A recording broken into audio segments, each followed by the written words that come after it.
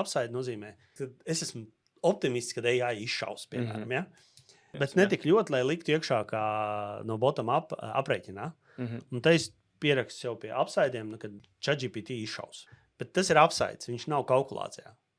Pie downside'iem ir, tur, piemēram, 2 labākie pārdevēji aizies, konkurenti pārpirks. Kas it kā nevajadzētu ietekmēt pārdošanas apjomu, bet, protams, ja ar tiem līdiem strādās junior sales, nevis senior sales, droši vien tā efekts būs. Ja? Ne tas labākais, ja? Vismaz kaut kādu laiku. Pie upside'iem ar proaktīvo pārdošanu izdodas piesaistīt 2 lielus klientus. Vairāk paveicās. Ja?